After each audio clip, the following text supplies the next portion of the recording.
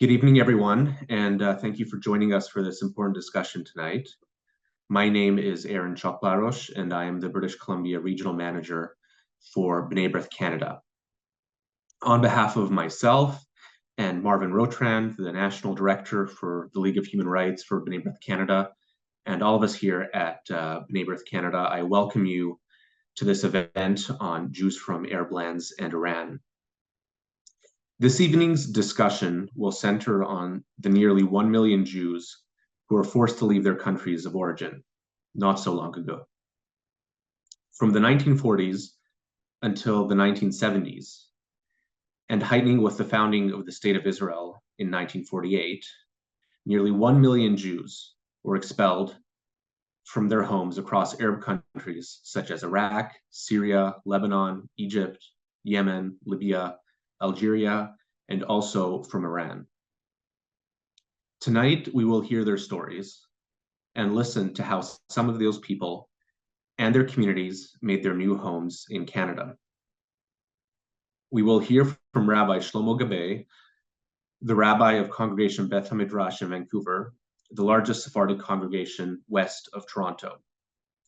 We will also hear from Rabbi Yosef Ben Arash, a Moroccan-born rabbi who heads the Adas Yeshurun congregation in Winnipeg, Manitoba.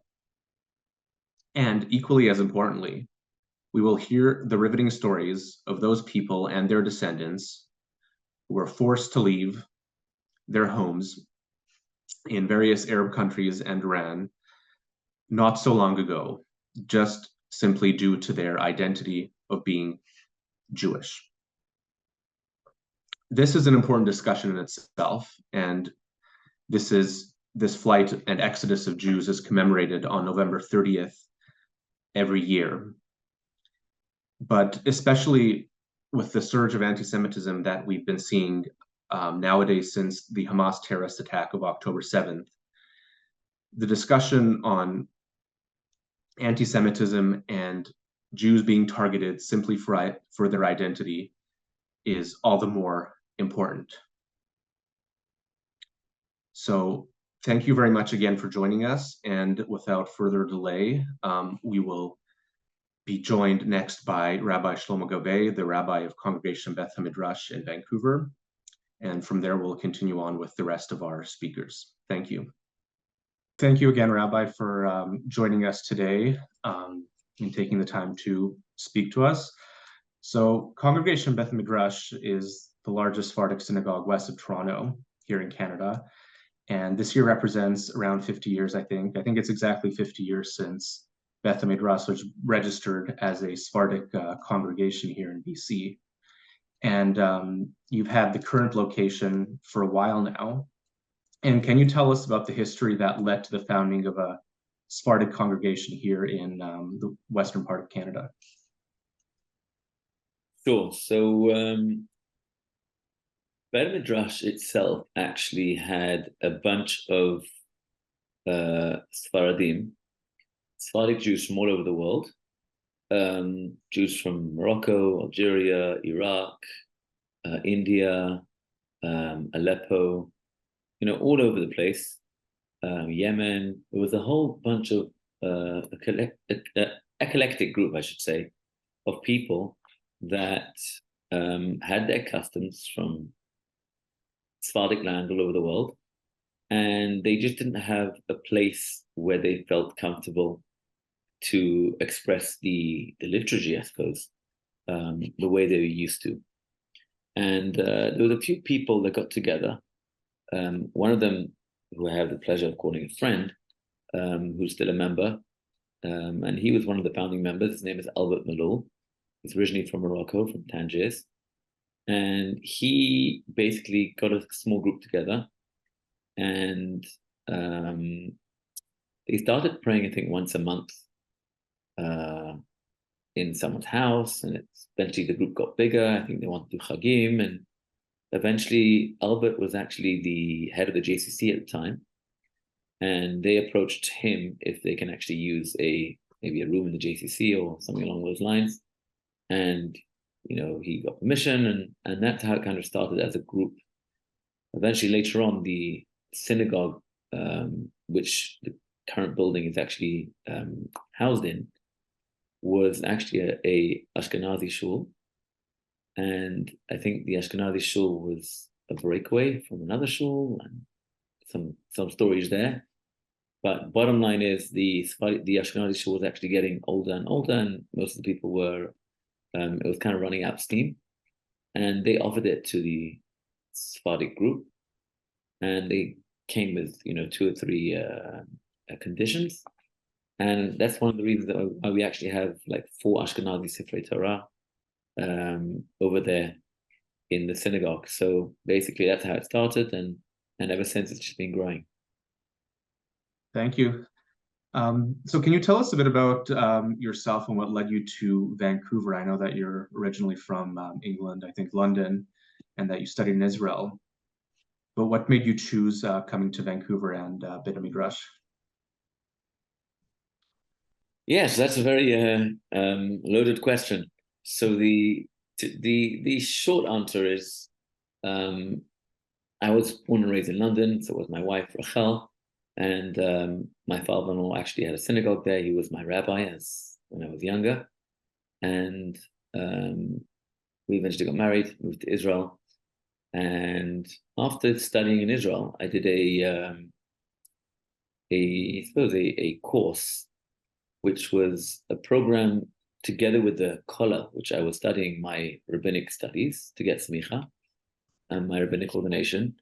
And basically, in tandem with that was a program called Ner Le'elef. Ner Le'elef is an international rabbinic placement program for outreach. And they would teach us all sorts of different courses, public speaking and the laws of slaughtering and circumcision and all that sort of stuff.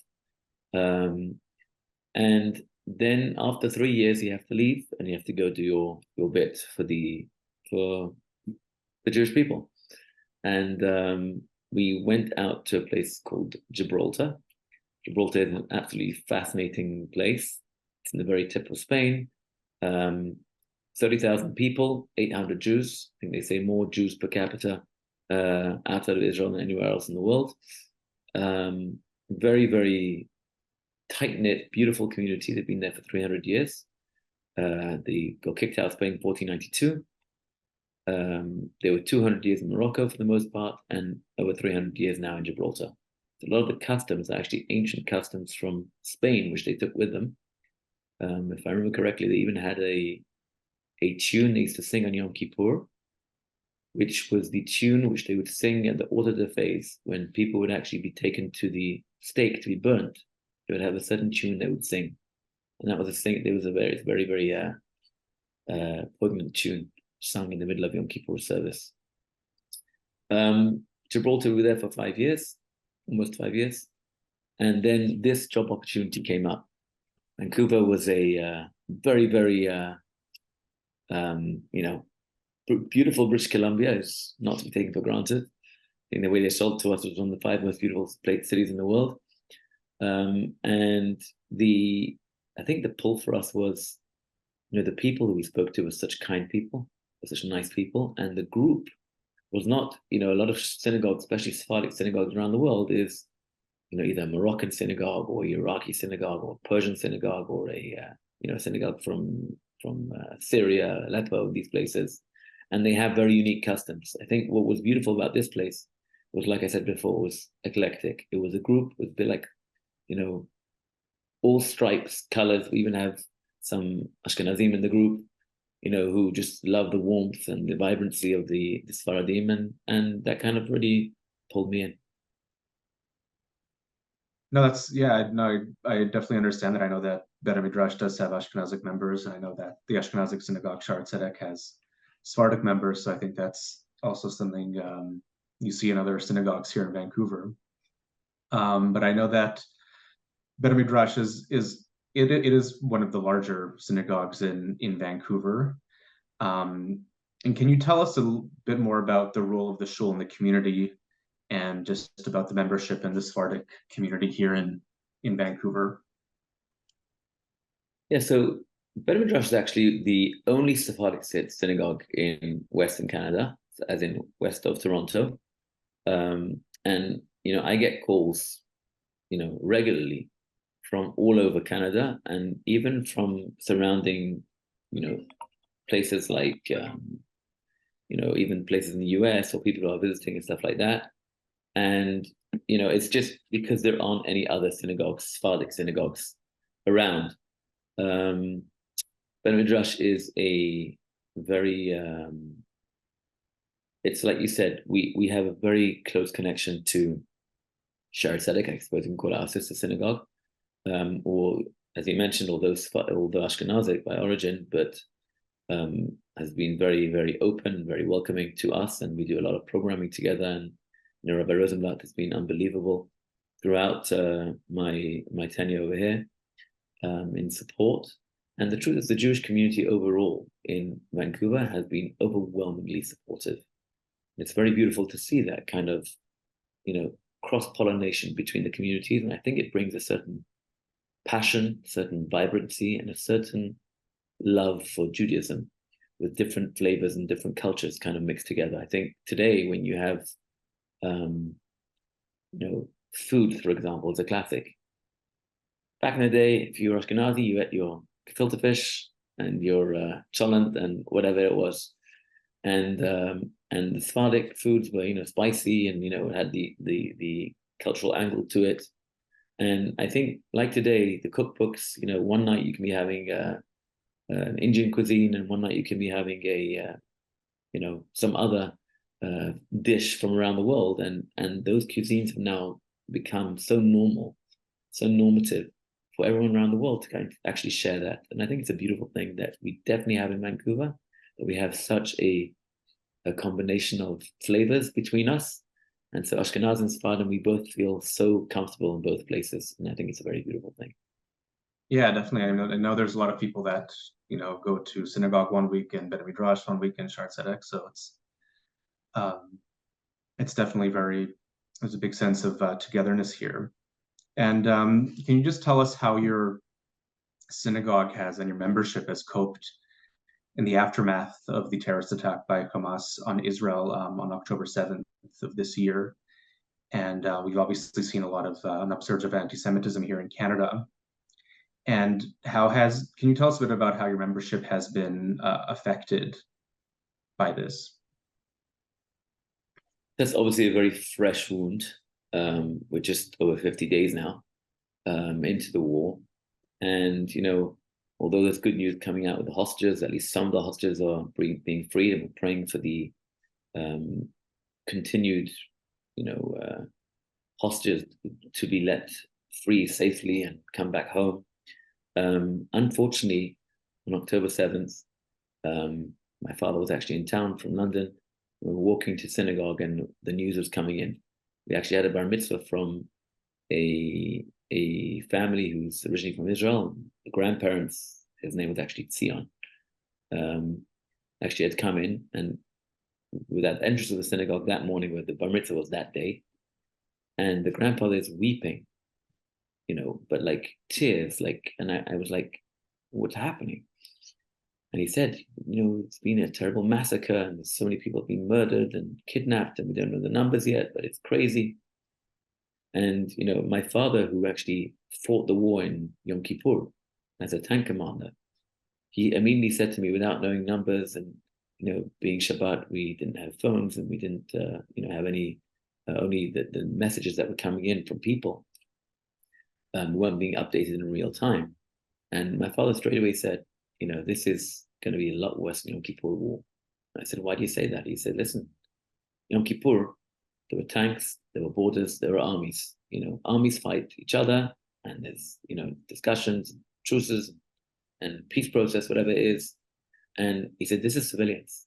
This is so much worse. And unfortunately, it was only a few hours later that I remember I was sitting in lunch a couple of hours later, and someone says to me, did you hear? I said, did you hear what? I said, did you hear about the Mizrachis? I said, what do you mean? He said, they can't find Ben. Mizrachi had one son who was in Israel at the time, had more than one child in Israel, but one son who was at the festival, and he had disappeared, or they couldn't find him. And it was discussion. You can imagine the whole community was beginning to feel very low. And we had discussions whether we should continue Simchat Torah that night and the following day with the regular rejoicing, or maybe kind of tone it down or cancel. And we decided to continue, and we decided that people need the inspiration. And we would just, tone it down, maybe not allow any alcohol and stuff like that, so people shouldn't kind of get out of hand. And meanwhile, people were started to go to the Mizrahi's house, which is not very far, from the shul. And it was the unknown. And Itzik, the father, and Dikla, the mother, were, you can imagine, didn't know what's next. They didn't know what to expect. And the only message they had heard was that Ben was at the party, and that he had sent a message to his friend. He was there with 4 friends, and one of the friends was shot, and Ben, having medical knowledge, said he's staying behind. He was a medic. He was staying behind to look after his friend who was shot in the stomach at the party, and that was the last thing they heard. So you can imagine, throughout Simchat Torah, there were people going to the Mizrahi's household, and back to the shul, and backwards and forwards, and going into the house, nobody knew what, and we were just praying and saying Tehillim and comforting each other and hoping for the best. It was very, very difficult, very challenging. Immediately after they went to New York, they flew to Israel, and a day or two later they heard the terrible news that he had actually been murdered on that fateful day. So that's been really challenging. The Mizrahi family actually just came back last week. We just actually put up a beautiful plaque in the synagogue in memory of Ben. Ben was brought up in our synagogue, and he was very much such a beautiful, beautiful soul, with that happy-go-lucky, beautiful smile on his face all that time. And it's the truth is, it's palpable. The sadness is really, really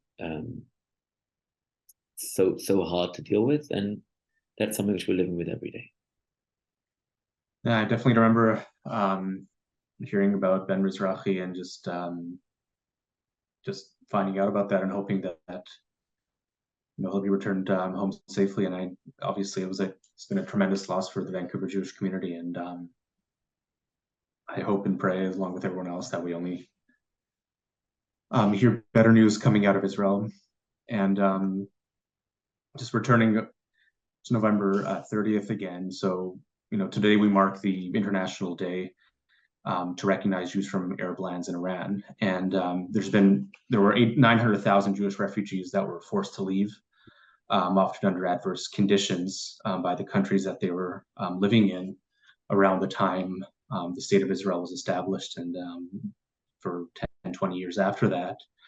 So does this history still shape the identity of your members, and do any of these stories still carry meaning for your members and for the Sephardic Jews here in BC? So, as I mentioned, someone like Albert, these people are, thank God, they should live and be well, to 120. But a lot of our members today are still members who've been around for, in Vancouver for 50 plus years, and were part of the founding body of Beit Midrash. And it's beautiful because we hear the original tunes from Morocco, from Syria, from Iraq, from India, from all these places. And, very much so, a large part of the stories that we hear on a regular basis from a lot of our elderly members are stories of why they had to leave their native countries because of all these, situations. I've heard stories in Morocco, I've heard stories in Iraq, I've heard stories in from Syria, people that made their way on foot across borders, danger, night, with young kids, and these are the stories that shape history, that shape us as a community, and shape Klal Yisrael as a whole. Yeah, I mean, as you know, my wife's parents were also forced out of Algeria in the early 60s. So I've also, in the past couple of years, heard a lot of stories about that. So thank you again, Rabbi, for joining us today for this event and to raise awareness about this day and about what happened to almost 1 million Sephardic Jews not so long ago. So thank you again for your time. And we'll move on to our other speakers now. Good evening, everyone. Thank you, Aaron, for the introduction. My name is Marvin Rotran. I'm the National Director for the League for Human Rights of B'nai Brith, Canada. And I welcome our audience from coast to coast to a very special evening celebrating the Jews from Arab lands and Iran. For several years now, B'nai Brith has always marked this day, this international day, recognized by the Knesset in 2014, to recall that there were nearly 900,000 Jewish refugees who had to flee under adverse conditions from countries from Morocco all the way to Iran, often countries where their forefathers had lived for thousands of years. With the birth of Israel, discrimination, hate, and outright violence in many countries forced the Jews out. They resettled in the land of Israel, where today Jews of Mizrahi and Sephardi origin comprise half the population. Israel, the country where Jews have always been indigenous, is the Jewish homeland. And these Jews make up a fundamental part of it and play a major role in determining its future. When we began production of this event, long before October 7, no one could foresee the horrible, terrible terrorist attack that began. On October 7, Palestinian terrorist groups launched thousands of rockets at Israeli civilian targets. These are war crimes, and yet they did it, and they continued to do it for weeks following. As well, Palestinian terrorists breached the border of Israel and brutally massacred 1,500 civilians. The videos are horrible. They almost do not bear watching. It's a brutality one can only wonder how one human being could do to another. Israel has responded, and Israel is winning. Israel will destroy Hamas, and so it should. I want to thank world leaders everywhere, right here in Canada. Prime Minister Trudeau, who stood up in Parliament, said Hamas is not a resistant, it's not freedom fighters, it's a terrorist group. I want to thank the other leaders, Pierre Poilievre, Jagmeet Singh, who echoed the Prime Minister's remarks. I want to thank Premiers Ford, Legault, Eby, Smith, Moe, and Houston, who all made very strong statements in their legislatures across the country. I want to thank the many mayors who are standing with Israel and denouncing terrorism. And I want to reassure the Jewish community, Israel will come out of this stronger than ever. Clearly, change will come to the Middle East. Let us hope for peace. Let us hope for the best. But tonight, we will look at the history of the Mizrahi and the Sephardic Jews. They comprise in our own country over 40,000 people, about 10% of all the Jews in Canada. They are found just about everywhere in the country, but mostly in the province of Quebec, where many of them are francophones. About a quarter of the Jewish population in Quebec is francophone. There are many Sephardi synagogues. In fact, the oldest congregation in Canada is a Sephardic congregation, and that is the Spanish and Portuguese synagogue, founded in 1768. It's moved several times, and it is now located in the Snowden district of the borough of Cotoneige, Notre-Dame-de-Grâce in the west end of Montreal. The Sephardic community also maintains active congregations in cities like Toronto and Vancouver, and elsewhere as well. Tonight, we'll introduce you some guests, rabbis, academics, well-known persons who represent this community. I hope you will find what they have to say educational, informational, and poignant, because it speaks of their own histories, often painful, when their fathers and grandfathers had to leave under very adverse conditions. And I hope it will tell you a little bit about the life of Sephardic and Mizrahi Jews here in Canada and the contributions they are making, not only to our own community, but also to the well-being and success of Canada. Well, thank you, Rabbi Ben-Arash, for being with us. Before we go farther, tell us a little bit about yourself and your congregation in Winnipeg. You told me in previous conversation that really isn't a very large Sephardic or Mizrahi community in Winnipeg. But before we get to the theme of this interview, why don't you tell us a little bit about your congregation and the Sephardim and Mizrahi in Winnipeg? Sure. Our congregation is the most active Orthodox synagogue in Winnipeg. In fact, unfortunately, there used to be a very prominent community here. Most of the Jews lived in the North End. That's where I grew up. However, now we are south, and we are the modern Orthodox synagogue of Winnipeg. We have a very vibrant community, lots of individuals in our community who are longtime standing members, but also a lot of young families that have joined our community. It is actually an Ashkenazi community, so it's the synagogue has a little bit of everything, because there is no Sephardic synagogue in Winnipeg, so everybody tends to come to us, and that creates a very nice eclectic. So, for example, I am Sephardic, and I also lead services often. So I will read, sing many melodies, many Sephardic melodies. In fact, I read the Torah in the Moroccan cantillation. So I always say that Winnipeg is the largest Ashkenazi community in the world, that more Ashkenazim here know the Moroccan Torah reading. That's quite amazing to hear.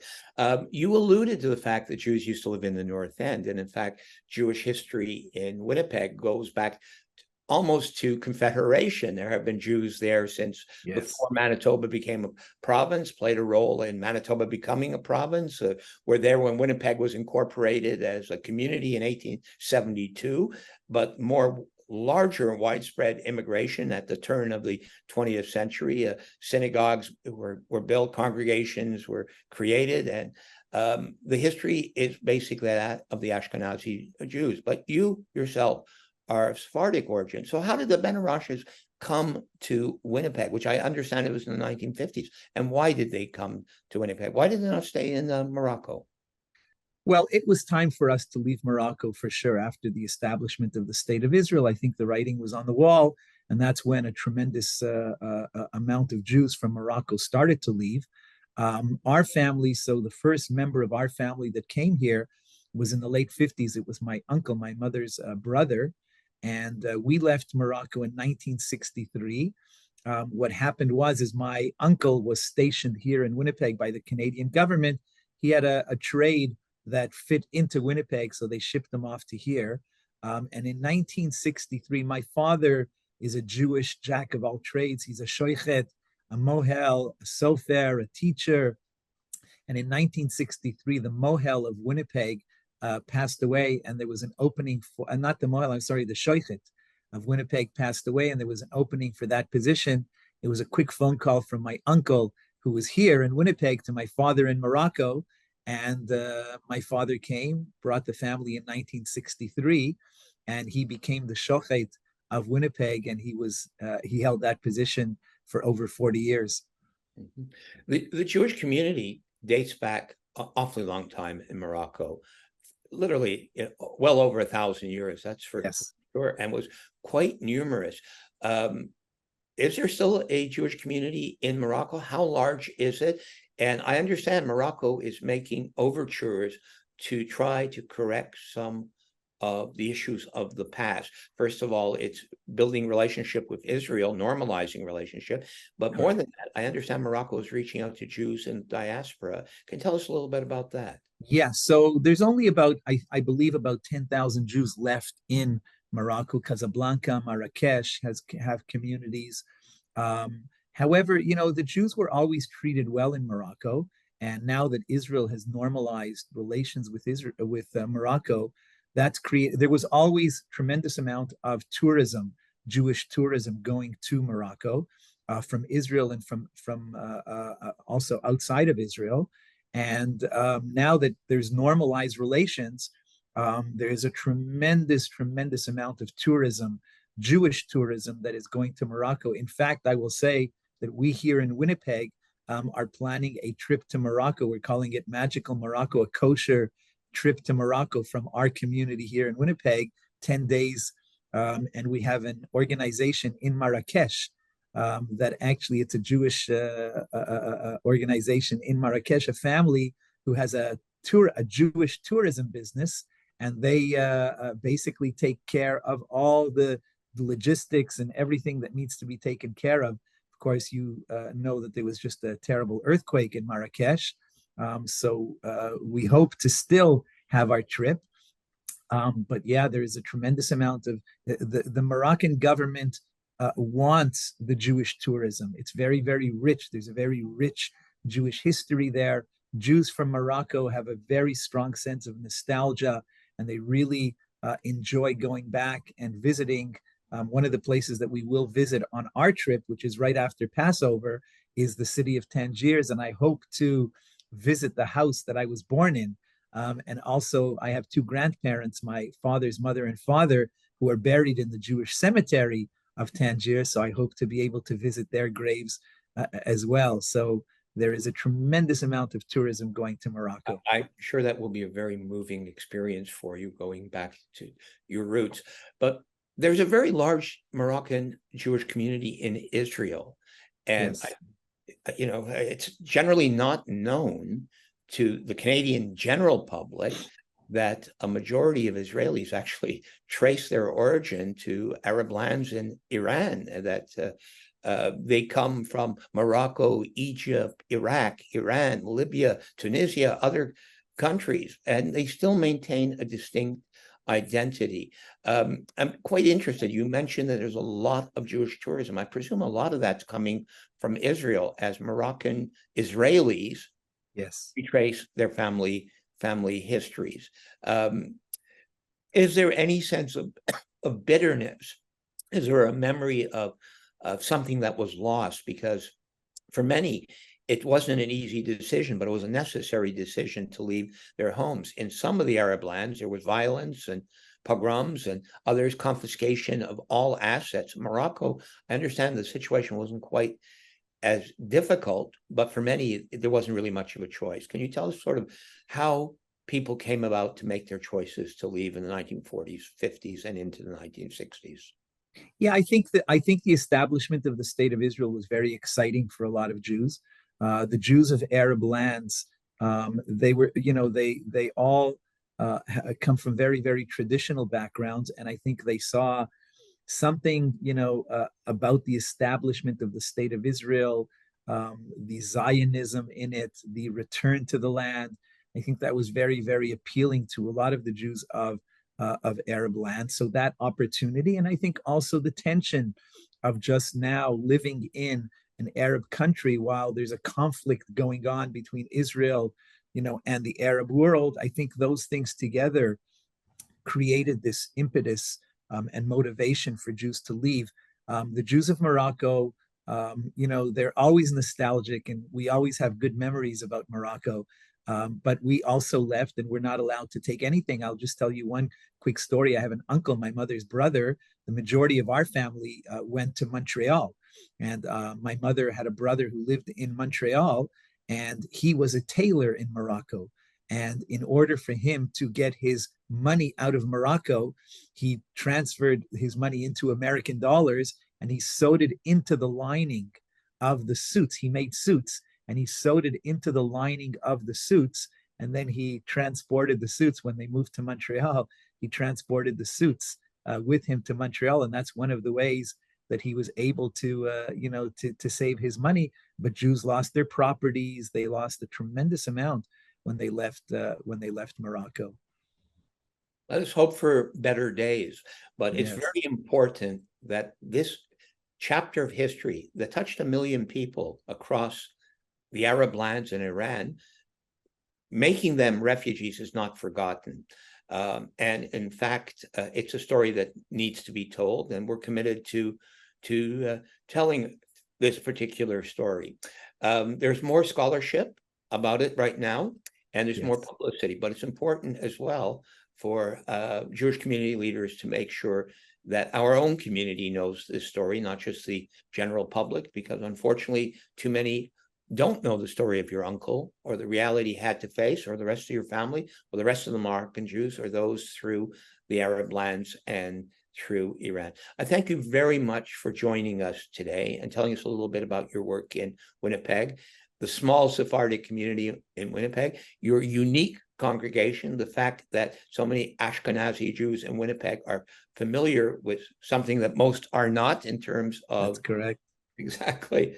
Yes, So we even had, I'll just tell you that even this last year, we actually had a community-wide Mimuna celebration here in Winnipeg, and it was received with great, great enthusiasm. We had over 200 people that came to this Mimuna celebration here in Winnipeg. that's tremendous to hear, and perhaps that can be something that's replicated elsewhere across Canada. Promoting unity among the Jewish community is important, and getting people to speak together and work together is important, and to realize that we are diverse as a community. I thank you, Rabbi, for telling us a little bit about Sephardic Jews as we continue our work to highlight the Sephardic Mizrahi community in Canada and elsewhere in the world. Thank you very much, and have a good day. Thank you. Professor Ben-Susan is an electrical engineer. He's a professor at McGill University, and I believe he has a very long history at the Université de Québec à Montréal, where he taught at the École de Technologie Supérieure. David is a former president of the Communauté Séfarade Unifiée de Québec, and someone who's quite well known in the Jewish community as a whole, and particularly in the Sephardic Jewish community in Quebec. And he's here to tell us a little bit about himself, the Sephardic community in Quebec, and the importance of November 30th as the day to remember the exodus of Jews from Arab lands and Iran. I'll start off by asking you, David, you were not born in Canada. You actually came, I believe, from Morocco. Can you tell us a little bit about your personal history? How did you end up in Canada? How did you end up as an academic? And how did you end up as an author? I have here your anthology of writers, Sephardic writers in Quebec. I have your well-acclaimed book on the Sephardic community, 1959 to 2009. And these are only two of many, many works. You're quite acclaimed, and you're the acknowledged expert in Quebec on Jews who come from Arab lands and Iran as well. So tell us a little bit about how you got to be where you are. Okay, first of all, I had my high school in Morocco, and I went to Israel. I finished the Technion, then volunteered in the army for 5 years, and came to Canada to join some of my family, which was here, and I did my PhD in McGill. The last year of my PhD, I met my wife and got involved through her and for her parents through the Jewish community in Canadian Jewish Congress. And one involvement led to another. And I also, as you said, I was president of the Sephardic community for 2 mandates. Been involved a lot in cultural events. I have written many, many books in electronics.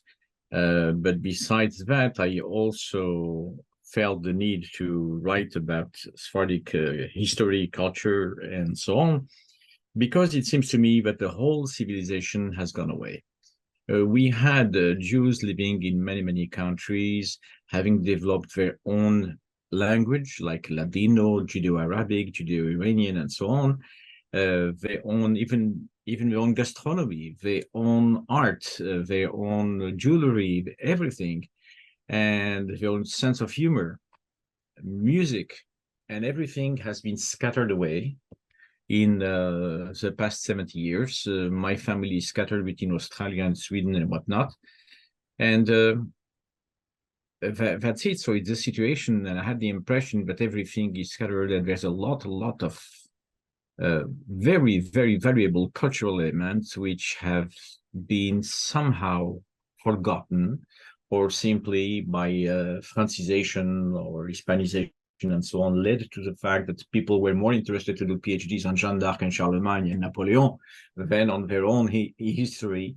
And I felt I should try to keep some of the elements of this history. That's why I got involved into books, into an art book, made exhibition of exposition of many, many manuscripts in Judeo-Arabic, Judeo-Barbaric, and Hebrew that I collected in the families. and were shown at the National Library of Quebec, and so on. So it was, let's say, I felt a need to do it. And since I don't sleep much, so I can afford to dance on 2 weddings at the same time, science in the day, and by night I do antique history, Bible studies, and whatnot. Well, that's my history in short.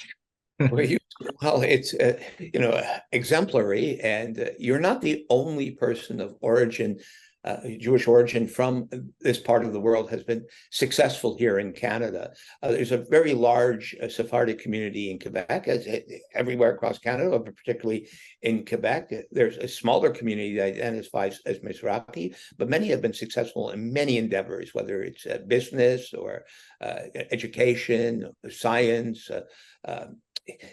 Authors and artists of all sorts come to mind very, very easily. And you've actually been extremely successful in highlighting this culture and this history. In fact, your name comes up almost anywhere in any conversation when one talks about preservation of the culture of the Jews from the Middle East and from North Africa and from Iran.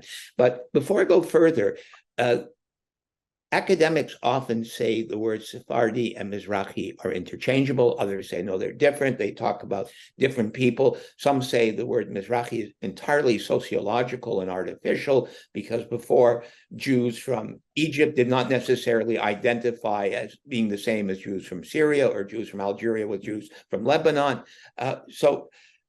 Others say, no, there were Mizrahi Jews in Morocco, and when those expelled from Spain came, who took the word Sephardi, it's actually two different groups that melded into one. What can you tell us? How should we define the words Sephardi and Mizrahi?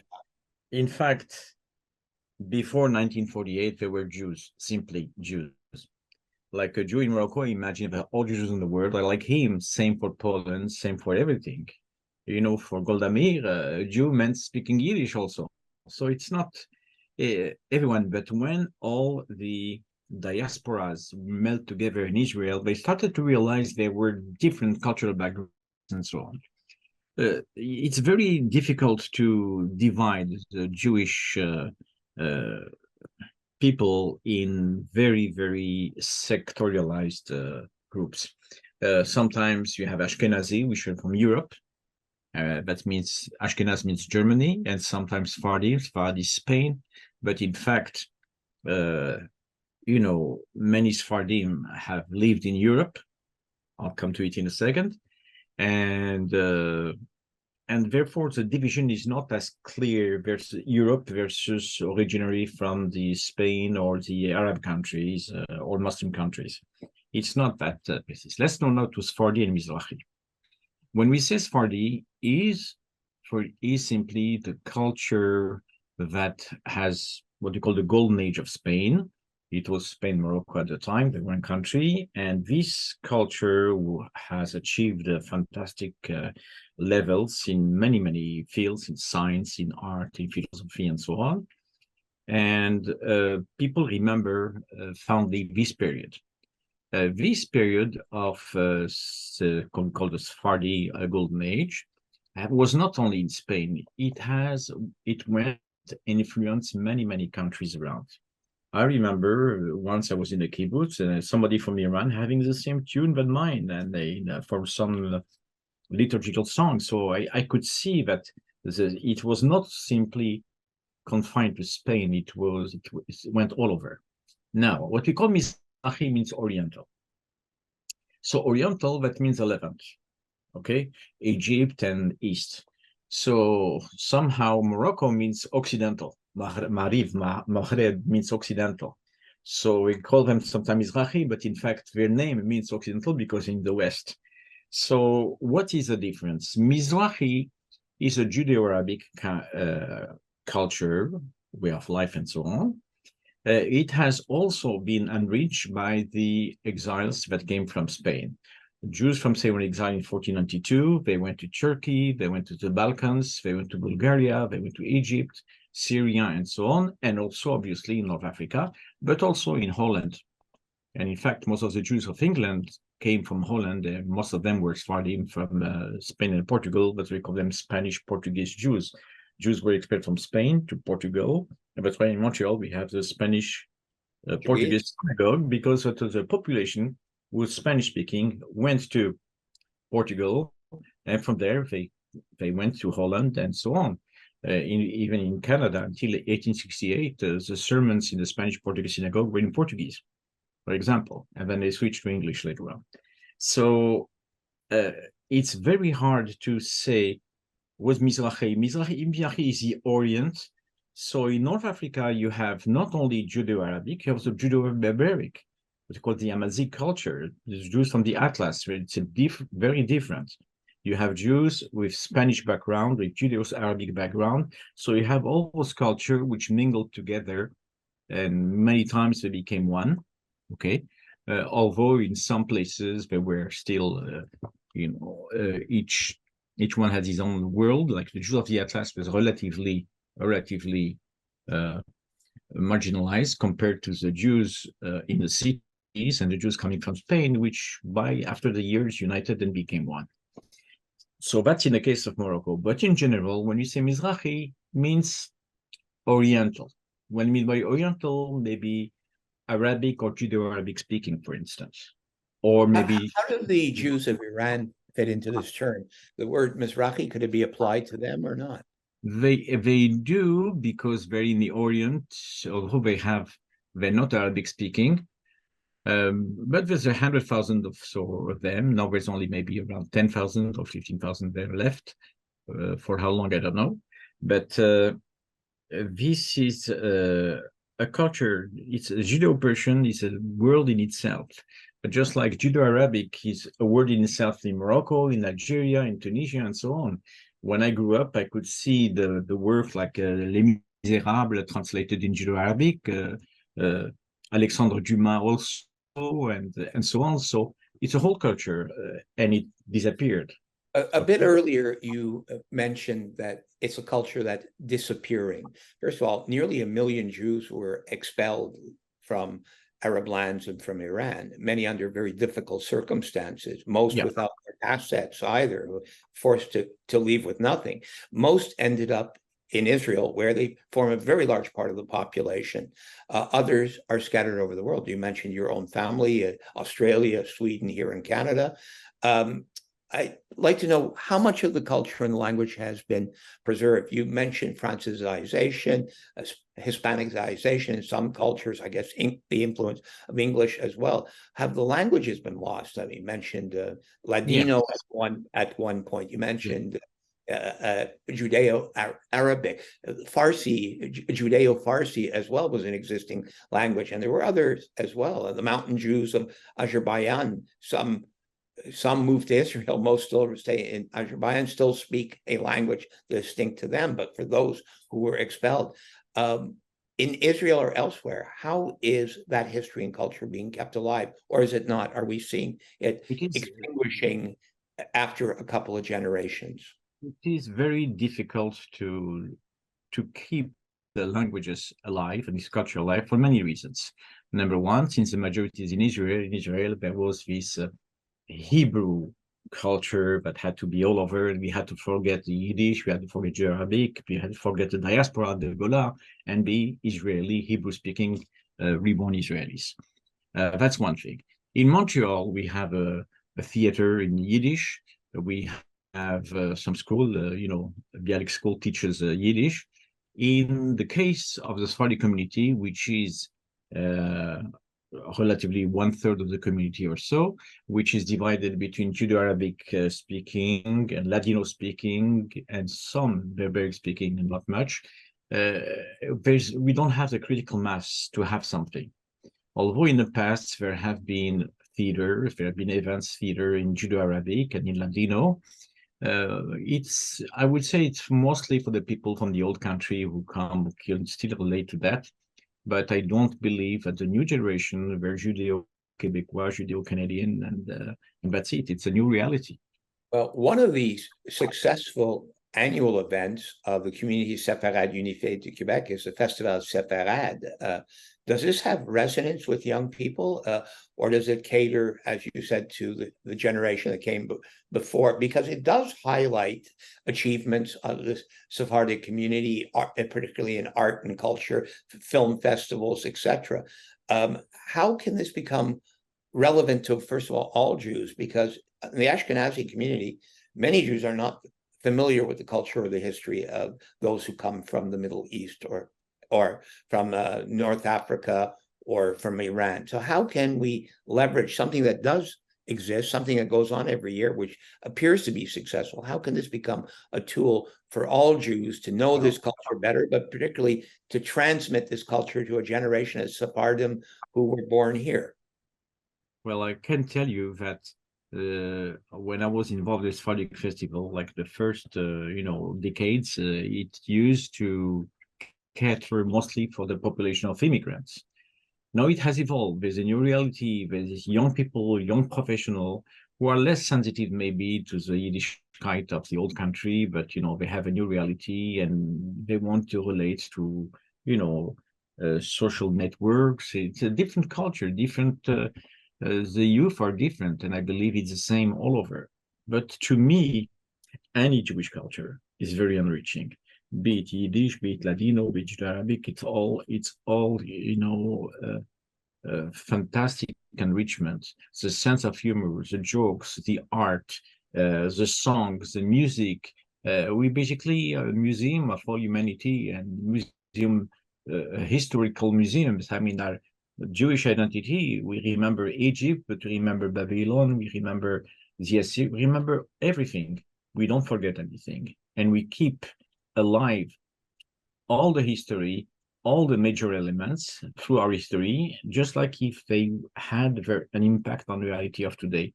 This is typical of any Jewish culture around the world, but I do believe still there's some islands, and there's something to be said about the fact that there should be more intermingling, being enriched by the tribes of Israel in all their spectrum, all the colors of the coat of, as I say, the coat of many colors. We should see all the colors. It's simply enriching. It's opening the mind. It's opening the hearts.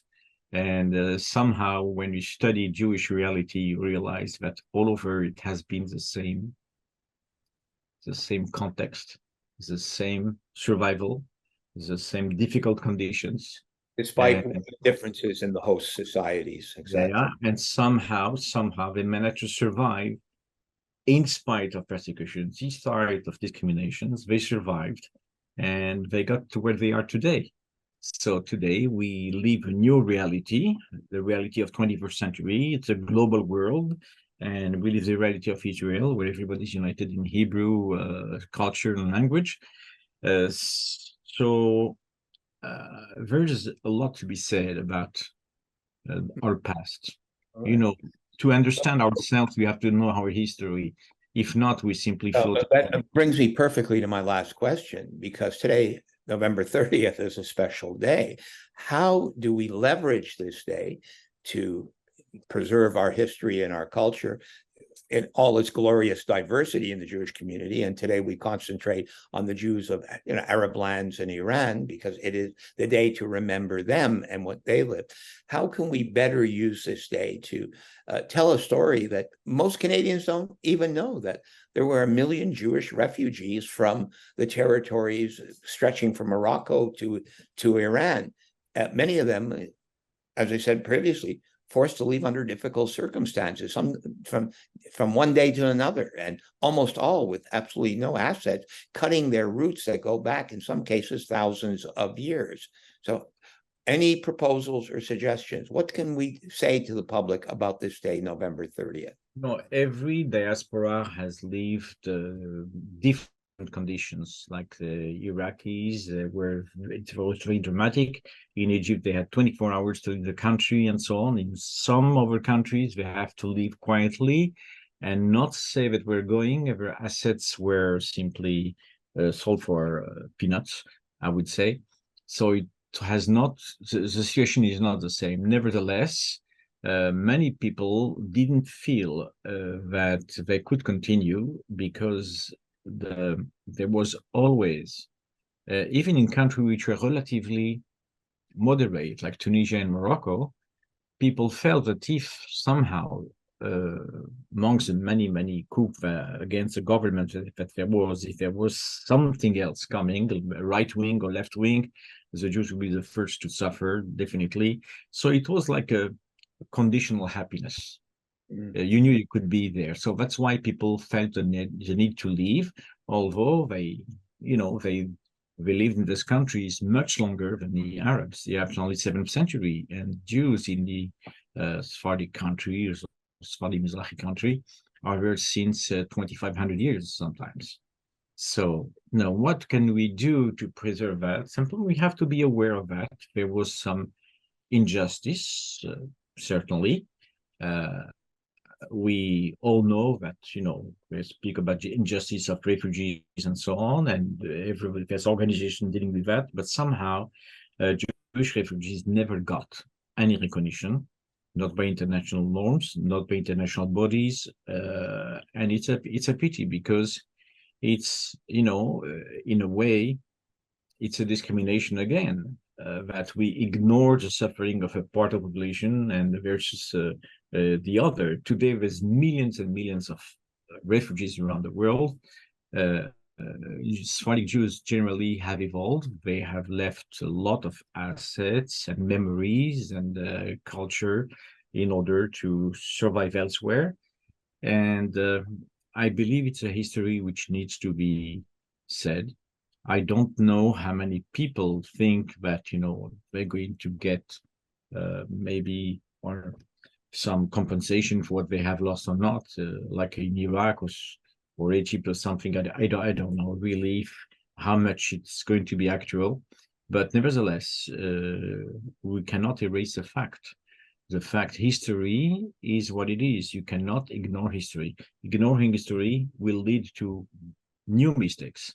And to be right, to be moral, we have simply to tell things as they were, without neglecting one population against the other. Thank you, Professor Ben-Susan. We really appreciate your time today. We're committed to telling these stories. We're committed to seeking justice. We know the process still will be a long one, but it starts with the first step of telling people a story they don't know, but that they should know. And I think you've painted a very, very good portrait of actually what happened and why people left and under what circumstances they were forced to leave, and how they've resettled and how they look at themselves now, several generations down the line. We're going to continue with our next guest in a few moments as we highlight this International Day to remember the Jews who came from Arab lands and Iran. Hello, Professor Civic, and thank you very much for giving us your time. As you know, B'nai Brith delves into the situation of Jews from Arab lands and Iran. We want their history to be known and told widely. And unfortunately, as you yourself on a couple of occasions as a scholar and a writer have said, their story is largely unknown and too often forgotten. So just to start, tell us a little bit about yourself. I understand you worked at Waterloo University, but your background is not that of a historian, but you write extensively. Your articles appeared in many publications around the world. On this subject in particular, we've seen you in the Jerusalem Post, Alaminer, and other media. So you tell us a little bit how your interest developed, the type of research that you've done, and how you came to be published in these well-read journals. Yeah, well, I don't want to take up too much time, but I'm originally from Montreal. I grew up in a very Jewish family, a very Zionist family, which is a whole other story involving my parents, who incidentally wrote their memoirs, which have been published. I've always been interested in Jewish history and study of Judaism and the relationship between the religion and the ethnicity aspects. So when I retired, I spent 50 years doing research and teaching in the field of optometry in Waterloo, at the University of Waterloo. I began to write these articles, partly to connect with my family. I have 3 children and 6 grandchildren, and some very good friends. And I sometimes will send them early drafts and get opinions, and so it's a way to let them know what I'm thinking. And there are two themes which really I write on a wide variety of topics related to Jewish history, the Holocaust, Israel, but two points that just seem to be completely ignored or relatively ignored. And one is the fact that most Israelis are not from Europe. They are from the Middle East. In fact, the Jews never left the Middle East. And that's true for Israel as well. There's this widespread view that when the temple was destroyed in 70 AD, that was it. The Jews left, and then they came back 2,000 years later. That's not true. It's not true at all. There was a sizable Jewish population in Palestine right through the 20 centuries of Jewish settlement. For example, when the Jews of Spain were expelled in 1492, a sizable number went to Palestine and created a large community in what the city we call Tzfat, which in English is called Safed. So those are two things. But the way in which the Jewish refugees from Arab countries have been treated is a real travesty of injustice. And I've been doing everything I can to try to bring attention to it. I've given a couple of talks, and I've written articles. So that's a little bit about me. Where have your articles been published? They've been published in the Jerusalem Report, which is a biweekly magazine published by the Jerusalem Post. They've been published in the Jerusalem Post, in Allgemeiner Journal, which is a New York-based daily publication that comes out online, and also a journal in LA called the Jewish Journal of LA. So those are the main areas. Well, when we were doing our research, we found you very easily. I knew who you were anyways, but there was a wide body of articles, particularly on this subject. And you're quite right. Jews have always dwelt in their historic homeland, and the self-determination of the Jewish people is not a project of Europeans. I mean, it surprises a lot of people to find out that the largest segment of the Israeli population comes from the Middle East and North Africa, and traces its heritage in the region back thousands of years to the beginning of the Common Era. So quite right to point this out. But one of your articles I saw was entitled "Why Have Jewish Refugees from the Arab World Been Forgotten?" And that seems to be so true. There was nearly 1 million Jewish refugees forced out of countries, such as Iraq and, Libya and Egypt and elsewhere. And many people know nothing about that whatsoever. Why hasn't their story been properly told? Well, I've tried to figure that out, and I don't think there's a simple answer. It's probably a multi-factor situation. First of all, and I'm not the only one who's written. By the way, I don't make any of this up.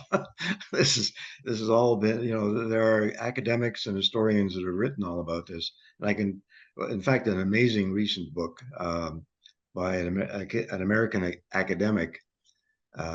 He's at Yale, and he writes for the Wall Street Journal. And he's not Jewish. His name is Walter Russell Mead, and he wrote a book called The Ark of a Covenant: The United States, Israel, and the Fate of the Jewish People. It just came out last week. This is the book. Mm-hmm. And this is what he says. I'll just read it very quickly.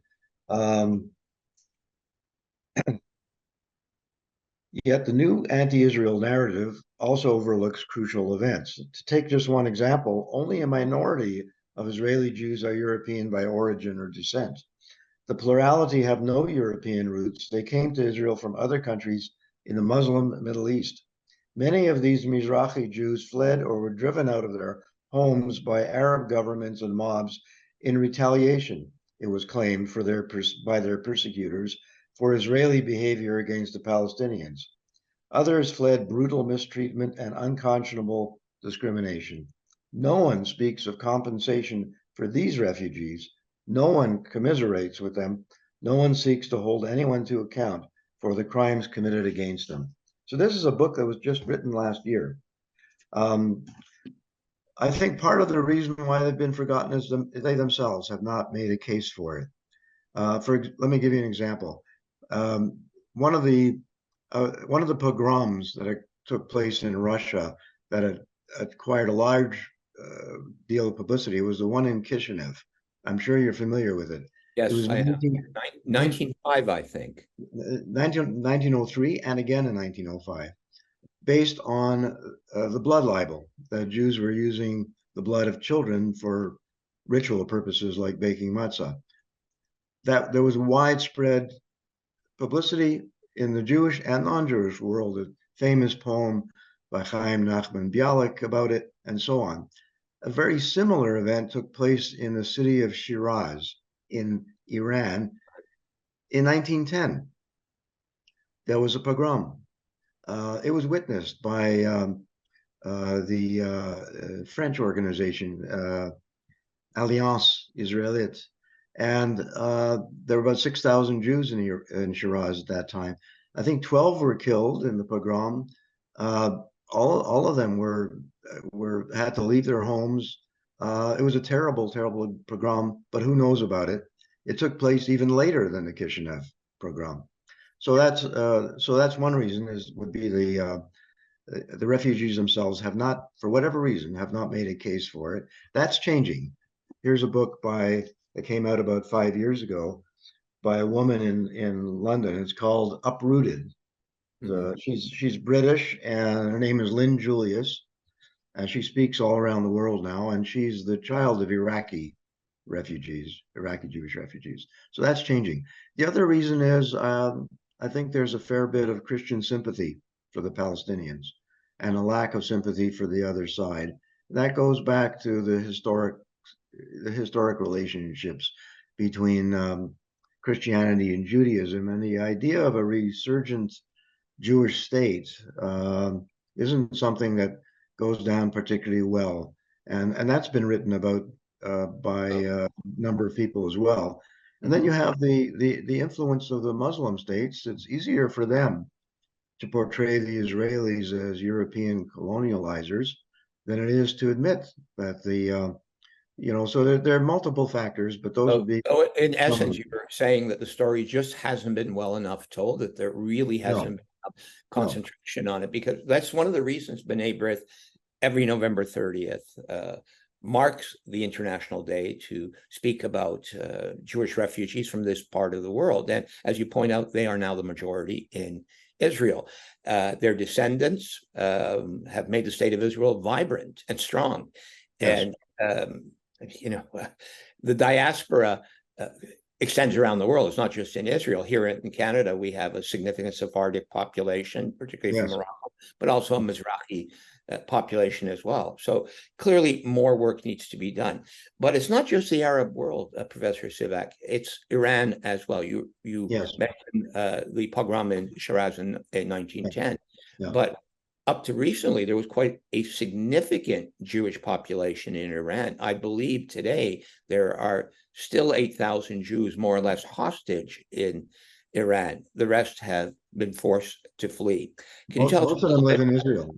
Most of them live in Israel. Can you tell us a little bit about the Iranian Jewish history and the current situation about those 8,000 Jews who remain? Yeah, well, in general, the refugees from Muslim countries have been forgotten, but I think it's particularly true of the Jews from Iran. And all you have to do is Google Jews in Iran, and you'll get the whole history. And particularly during the 19th century, so that's just a century ago, they suffered extensively.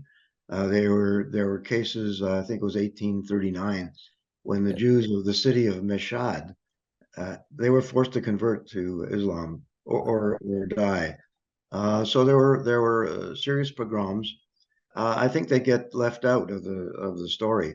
And incidentally, they've been making Aliyah throughout. Aliyah is not just that's another thing. It's true. It really evolved in early 1880s when the pogroms developed in Russia, and so it's largely thought of as a European invention, but it isn't. There was Aliyah from Jewish countries in the Middle East and the Muslim world, as well as from Europe. So there were always Iranian Jews who were making their way. It didn't just happen in 1948. But in 1948, the bulk of the Iranian Yes. Jewish community did have to leave. Yes. And can you tell us a little bit about what you know about the 8,000 or so who remain? Where are they and what's their situation? The Iranians are constantly touting, oh, there's a synagogue, as if somehow that proves that Iran is not a rogue state that exports terror, targets Israel, oppresses religious minorities, and flouts international law. And this community, I'm not sure, can they leave? Can they not leave? And what is their living situation? Yeah, I don't know. I'm not sure why they stayed. I assume that possibly part of it's related to people who are elderly and are not willing to leave. It could be because some of them have significant assets that they're reluctant. I don't really know. I don't think they're at liberty to tell us. But I know the Iranian regime makes an effort to appear to be quite tolerant. In fact, I think there's one member of the parliament, or the Iranian version of the parliament, that's actually reserved for a Jew. And I know that there are press releases from time to time from the Jewish community that kind of mouth the Iranian line. And by the way, I don't think it's only the Jews in Iran that are in this situation. I think it's true of other small groups. For example, the Baha'is. The Baha'is have suffered considerably. So I'm not. By the way, I'm not either Sephardi or Mizrahi myself. My background is 100% Ashkenazi from the Ukraine and Lithuania. But I've been to Israel many times. I know and have friends who are from the Mizrahi and the Sephardi community.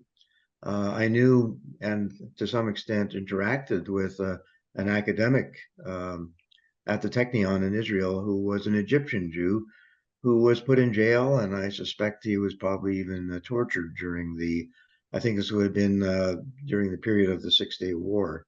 It's just the injustice and the fact that they haven't been recognized is something that I think is really tragic. And I find when I speak to non-Jews, they haven't got a clue. They're shocked when I tell them there's another side to the refugee story. And many Jews don't know much about it either. Thank you for your time today. We quite Very agree, welcome. and there's more work that needs to be done, including in scholarship and publication. The fact that you've been able to point to a couple of books and a couple of speakers, that's very positive, but we feel far more needs to be done to tell this story. Have a very good day. Thank you. Thank you, Raphael, for being with us today. My name is Marvin Rotran. I'm the National Director for the League for Human Rights of B'nai Brith Canada. And today I'll be introducing Raphael Assor, a prominent member of Montreal's Sephardic community. Raphael is originally from Morocco and has lived in Montreal for many decades. He's well known for his work at the Community Séfarade Unifiée du Québec. He's a prominent person in the Côte-Neige Notre-Dame-de-Grâce borough of Montreal, a former political candidate, and involved in quite a few Jewish organizations in the neighborhood. Welcome, Raphael. Raphael, you were born in Morocco and your family emigrated here. Can you tell us a little about the situation that led to your family moving to Canada? I understand it was a time when many Moroccan Jews felt the need to leave a country where Jews have been present for over 1,000 years. What led to that? My case is particular. In 1964, I left Casablanca to study at the university in France. So when the war in Israel in 1967 brings all the Moroccan out of Morocco, I was at that time in France. So I did my immigration through Jayas. And it was very easy at that time. In 2 months, I was a landed immigrant. So I come in Canada in 1968. And my family, part of my family went with me in Montreal. And the balance went to France in Côte d'Azur, in Nice, where until till today, I have 4 sisters. So a big part of my family lives in France. And my arrival in Canada was very easy because Jayas helped me a lot, providing me clothes, paying me a part of the rental and air ticket, airfare. So, but in 10 years ago, somebody from Jayas approached about the fact that they helped me and that I don't remember that I have signed a document when I was a student in Toulouse that if Jayas pay my airfare, I will reimburse one day. So when they show me that document, I say, no problem. I bring my check, mon carnet de chèque, and I reimburse everything that, and I say to Jayas, it's important that you continue to help Jews to come. And I was so impressed that, I did my study at l'École des HEC in Montreal. I was a functionnaire for the Quebec government, Hydro-Québec, and other big organizations. I was internal auditor. But I choose to work for Federation in 1982 because I think I have something to give back to the community. Mm-hmm. And I work a lot about organizing. Well, your story, Raphael, I'm sure is similar to many who come from Morocco. First of all, before 1948, the Jewish population in Morocco numbered approximately 400,000. I believe there are now maybe 5,000 left. Mm-hmm. It's a story that needs to be told.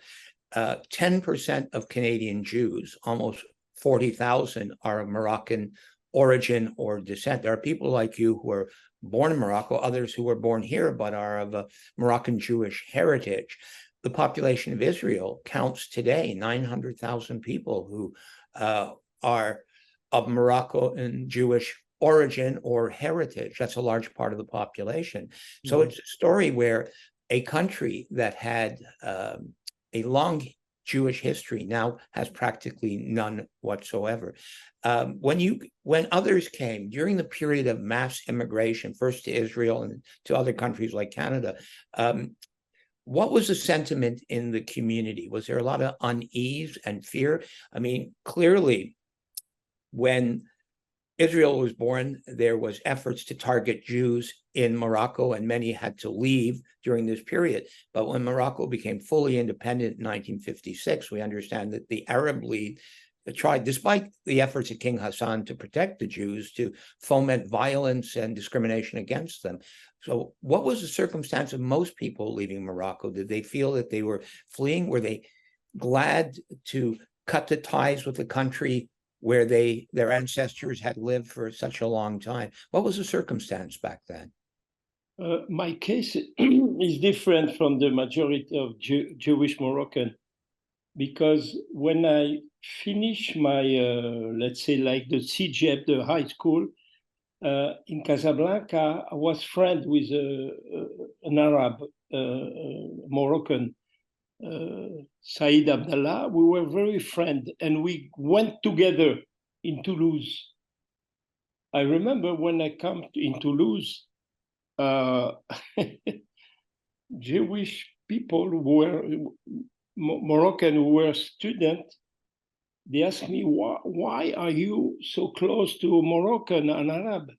In Morocco, we were not free. Now you live in France, you are free. Why do you live with him now? Why you make this decision? I said, because I was friend with him before coming. Why I will stop to be friend? My estimation of my life in Morocco I have not suffered about anti-Semitism during my life, but we were always afraid of if a policeman asked me to go to the police station. Every Jewish, including myself, were very afraid of that. So this means that, you know, in Canada, I go to the police station. They are normal people. In Morocco at that time, if we go to the poste de police, we don't know what could happen to me or to any. So there is a restriction of saying that I have not suffered anti-Semitism act, but the ambience was not good about the respect of the law and democracy and my right or my parent right. And another example, one day my mother asked me, Raphael, could you go and prepare the passport for your brother and all the family? I say, okay. I was, you know, my mother trust me. I was very, in French, on say dégourdi, able to fight obstacle. It took me 2 years. Every day I went to the administrative organization there, and always they say, one day they said, oh, you need a green paper. I come the day after with a green paper, and suddenly say, oh no, not this one. So my experience is that Moroccan authorities doesn't want to deliver the passport to me and my family. So this is another restriction or something you could say, the anti-Semitism. They want to retain us. They know that it will not be good for Morocco if all the Jews leave. And I succeed. They essentially did. And the stories we hear is, in some cases, it was overt anti-Semitism. In other cases, there was actual expropriation of property. But in other cases, people just felt like you do, second-class citizens, that there was a fear. And as well, there were those animating actual hate because of the birth of the state of Israel. But many Moroccans have settled in Canada, and mostly in Quebec. I understand that because the Moroccan Jewish community is largely French-speaking and have managed to integrate fairly well into Quebec, where the Jewish community has been historically Anglophone. That in some ways permits avenues that were not open to other Jews in Quebec, or at least were not paths that were pursued by other Jews. The Sephardic and the Moroccan Jews in Quebec have founded an organization called the Community Séfarade Unifiée de Québec. Can you tell us a little bit about that organization? You worked there for many, many years, and it has a great support in the French-speaking Jewish community in Quebec. Can you tell us what they do and why there's such strong support for Community Séfarade Unifiée de Québec? First, I want to say a word about my professional experience with Federation, CGA. Federation is the umbrella organization.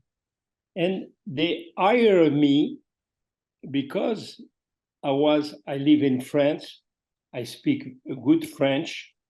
I am able in Quebec to maneuverate. I've been a civil servant before. So they give me a big opportunity. I want to say something, and I'm very reconnaissant about what I learned. I learned very good. I developed good skills in working in Federation, because in Federation, the people who are there, the volunteers, are very qualified. You have lawyers, partner of lawyers organization, accountant at the big level, doctors at the Jewish General. So it was a fantastic school for me. about knowing, about being well organized. And then after that, I went to La Communauté Séfarade as director of government relations, but I was very enriched of knowing all the Jewish organization, and it make me very easy for me to do, I say entre guillemets, a good job. La communauté séfarade, mainly, they want to protect their culture. But you know, the new generation is less francophone, unilingue. They are bilingual now, and you see mixed marriage. So the difference between La Communauté Séfarade and Federation is small now. And we together, we are Jews. We could suffer about anti-Semitism, and Sephardic or Ashkenazim, we are both brothers. That's my conclusion. So I work now at the Communauté Séfarade, but when Yair Slack sent a good document about the analysis of the Middle East situation, I congratulate him. I don't see we are brother organization, but la CSQ have the capacity of cultural capacity of dealing with youth, but more with the elderly who are not bilingual. And you know, when you are an elderly, you need services adapt to your situation. The food, if you go to foster home, or we have to recognize that. Mm-hmm. And I think it's the case. Well, Raphael, there's something you said that struck me about the younger generation. Every year, B'nai Brith holds this event to highlight the story of Jews from Arab lands and from Iran. The Canadian public, in fact, the public through most of the Western world seems unaware that nearly 1 million Jews became refugees after the birth of Israel. Some were violently expelled, others were made to feel uncomfortable in the homeland where their ancestors had dwelled, sometimes for thousands of years, and large communities disappeared, in some cases very rapidly, and others over the course of a decade. But there's a younger generation now, some, you know, were obviously born here, and sometimes grandchildren, and in some cases, great-grandchildren. How do you transmit to them the knowledge of where you came from? The story of the Moroccan Jews. Equally, I could say the story of the Egyptian Jews or the Iraqi Jews or the Iranian Jews, or others who have a history elsewhere and who ended up having to flee, often in real fear of their lives, to Israel or to Europe or to Canada or some other country. Is there a way we can reach these young people and tell them about what is really a key part of their own history? You know, at the last Festival Sepharad, we had an event with the Egyptian Jewish, who they belong to the Sephardic community. And we had a big discussion. When I compare my situation when I was in Morocco, I fight to obtain the passport for my family and myself, but I succeed. When you speak with the Egyptians, you see they are not even citizens. They never had a passport, so it's different. In the mind, you don't belong to a territory. It's terrible. So I understand that we are in a different perspective.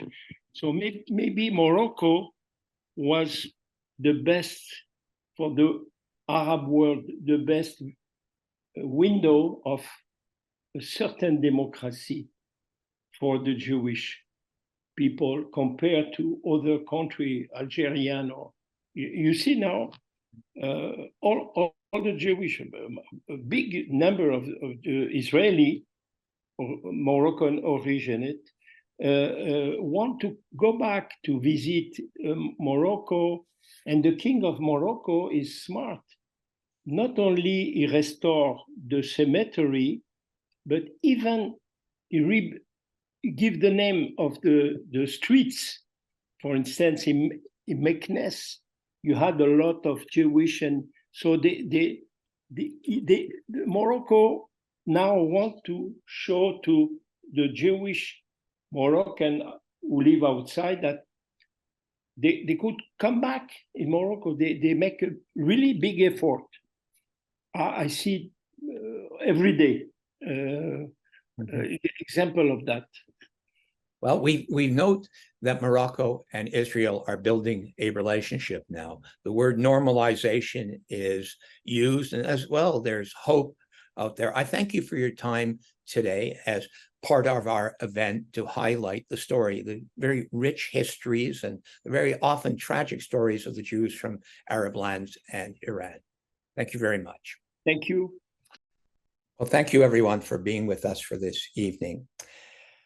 Before I conclude, I want to give B'nai Brith sincerest condolences to the families of all the victims, of all 1,200 who were brutally massacred in Israel by the Hamas terrorists. And I want to call out the sacrifice of the brave IDF soldiers who gave their lives in the fight against terrorism. This fight is not over, but Jews everywhere stand behind Israel and its effort to protect itself against hate and terrorism. The story we told tonight was important and perhaps more timely than in past years. I want to thank all our guests who told us a little bit about their histories and their families and how they put down roots here in Canada, their remembrances of the countries of origin, their connection to the land of Israel. All that was extremely poignant. Thank you to the rabbi. Thank you to the professors. Thank you to the spokesman for the Community Sepharad Unifiée de Québec, who was with us today. We learned a lot, and their message, I invite you to help spread it. Please share the link from this evening with your friends, and please talk to your colleagues, friends, relatives, supporters about Jews from Arab lands and Iran. I'm going to show you at the moment a chart that shows you the decline in the vibrant populations that existed before 1948 in North Africa, the Middle East, and Iran. Large Jewish communities that had been there for centuries, often millennia, and who all contribute to the success of the countries in which they lived. These figures you're about to see are shocking. In some, there are no Jews at all, where historically there were very large Jewish communities. I ask you to take a moment to take a look at this chart.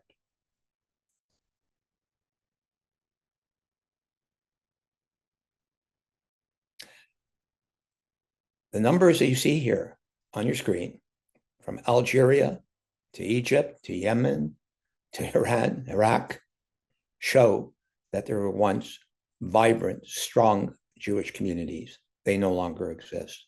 These Jews have found shelter in the land of Israel, where they form a very large part of the population.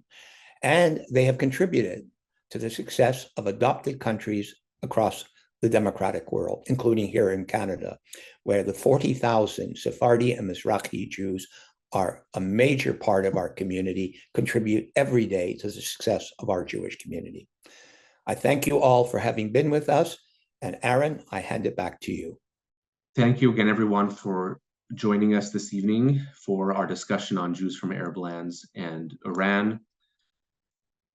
For those of you who don't know, B'nai Brith Canada is the country's oldest, not only Jewish human rights organization, but human rights organization that we have here in Canada.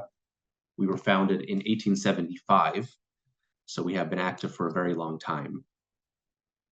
And we take it upon ourselves to learn from past manifestations of anti-Semitism and learn from the lessons of the past so that we can act better now and in the future to stem the ever-rising tide of anti-Semitism.